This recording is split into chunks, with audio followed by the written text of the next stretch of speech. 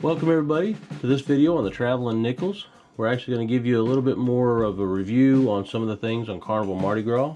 It's a continuation of that last video like we promised, of where we showed you the room and gave you our thoughts and opinions on layout of that room. If you missed that video, go ahead and click the link up here above Heather's head so you can go back and watch it. Don't be confused though, it's not going to be a full ship tour view or anything like that. There's plenty of those out there. This is just going to be more of our opinions of the places we ate at and the places we hung out at. But it is also going to be a very special video too. Yeah, so we're looking to get 100 subscribers for the month of May. And if we hit that 100, then we're going to give one of you guys a $100 gift card to hotels.com. Yeah, so go ahead and subscribe. That way you can be part of that giveaway and be able to possibly be one of the lucky recipients of that $100 gift card. Go ahead and like as well. That way we can get this video out to everybody else.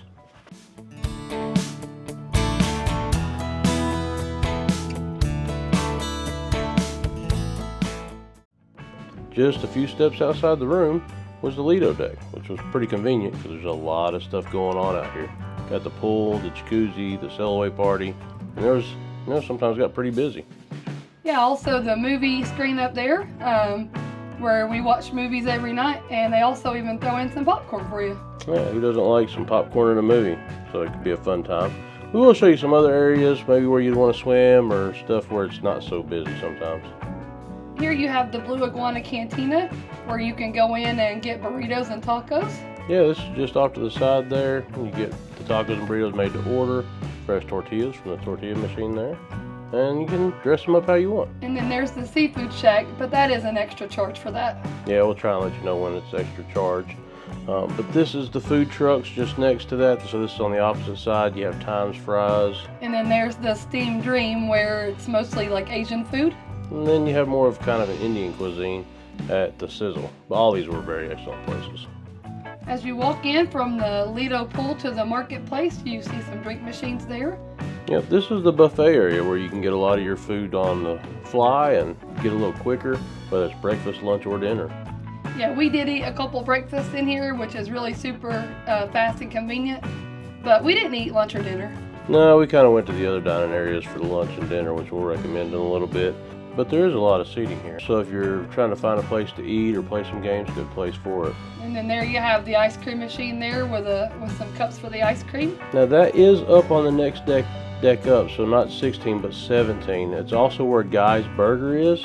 Typically Guy's is down on the Lido deck, but with all the other food options like street eats and stuff, they kind of have it up here. And I will say that Guy's is arguably the best burger at sea. Yeah, if you haven't tried Guy's, you definitely need to try it. Their burgers are so good. Yeah, I like the piggy patty. Got a lot of bacon and meat on there. The fries are pretty good as well. And there is some seating kind of around this area, not a whole lot. I'll show you another place where you can sit down in a minute. Yeah, there you've got plenty of seating there, and then you've got the condiment bar where you can get anything for your burger, from pickles to tomatoes, ketchup, mayonnaise. Some sauces there as well. Now this is the back, just behind Guys. So if you pass Guys and go on towards the back of the boat, the aft, you'll see there's some wicker furniture here, some nice comfortable seating, which is a nice place to relax. The roller coaster is above it, but again, more open seating if you want to bring your food back here. Yeah, and if you go down those stairs there, you'll see the hot tub with the pool. The pool's very cold though, so just be careful and be prepared. Yeah, just like all the cruise ships, right? Pools tend to be cold sometimes. But this is the tides area. It's at the back of the boat. Great views off the back of the boat as well. And just as you turn around, there's Shaq's Big Chicken. Yeah, I really enjoyed Shaq's for the most part. The first day we were on, we did get some chicken tenders that were pretty dry. But from then on out, everything was very fresh and delicious. Yeah, I did. I enjoyed a lot of the sandwiches here. They had some that were spicy. Uncle Jerome's was really good. That was probably my go-to. And here you have potato salad and stuff. Yeah, that's the condiment bar where you can get your mayonnaise, ketchup. And then, of course, who doesn't want to walk up and see how big Shaq really is?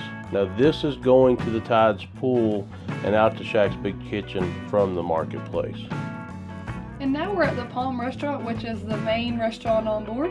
Yeah, this is the main dining area for dinner and sea day brunches.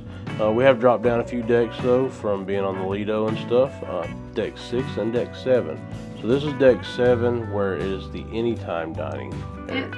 And then Deck 6 is the time dining. Yep, so We did kind of get mixed around on some of them when it got really busy, and boy did it get busy on some nights. Yeah, we had the anytime dining, and especially on formal night, we were here for over 2 hours. I guess everybody's trying to get in that lobster tail. Yeah, we've tried the anytime dining a couple of times, and I don't know, maybe sometimes it works out well, sometimes it just gets too busy. So we may just go back to the regular time. Now on deck 8, this is Pig and Anchor, which is also in the back just above the Palm Restaurant. Yeah, Pig and Anchor was a pretty neat restaurant. The food's pretty good there as well. I enjoyed our time in there. Yeah, it had some pretty good barbecue. I will say though, once you go in, you need to head straight out to the side if you're doing lunch, because that's where they're going to serve you the food at. Yeah, they have a ton of meats here and sides. They have baked beans, macaroni, coleslaw, potato salad, bread. It was all really good. I especially liked the barbecue sauces. They had a plethora of barbecue sauces. Once you get your food, just head back in. Hey, we have plenty of seat in here. And around the corner there, you'll see where they have the entertainment. Most of that's in the evenings, but it's a good place to eat. Yeah, each night they'd have a band. Here you have the ice cream for the Heroes area, which is a pretty cool area. Nice, comfortable seating where you can watch games, sports, got some couches. And then this is my favorite part, the late night snacks from, I think it's 11:30 p.m.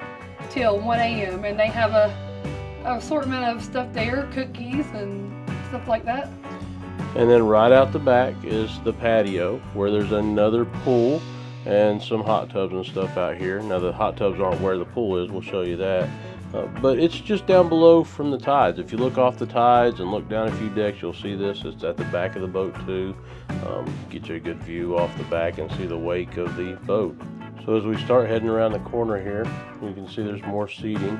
But this is actually where the hot tubs are.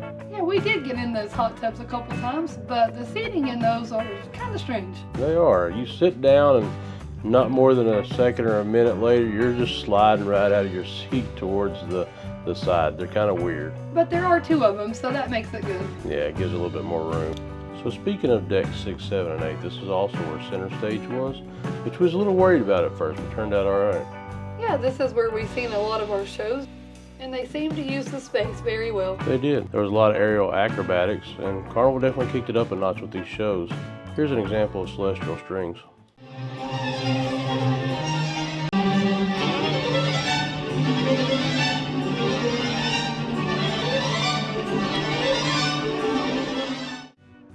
Behind center stage, you'll see a lot of comfortable seating that people sat and enjoyed the time together and played cards. And as you leave that area, you see Java Blue as well as Cherry on Top, which we actually hung out at Java Blue quite often, didn't we? Yeah, we would go there at least once or twice a night for a chocolate shake. Yeah, I have to say they had the best chocolate shakes ever.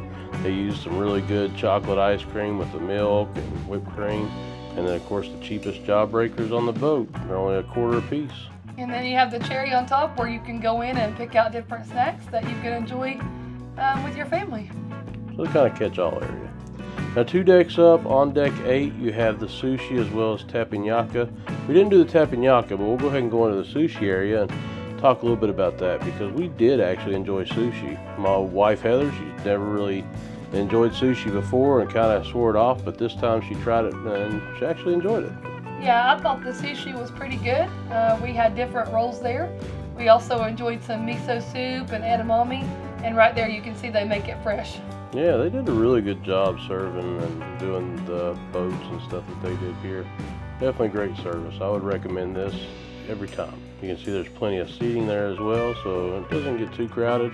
I always like to eat at the sushi bar though. And another perk we found out a couple days in is it stays open till midnight. Now if you want to talk about one busy place, especially late night with the snacks and stuff, is this pizza place. It was very good. They made the dough fresh. Yeah, we only got to do it, I think, maybe once or twice. They do stay open till 4 a.m., but they do stay busy. And they move quick too.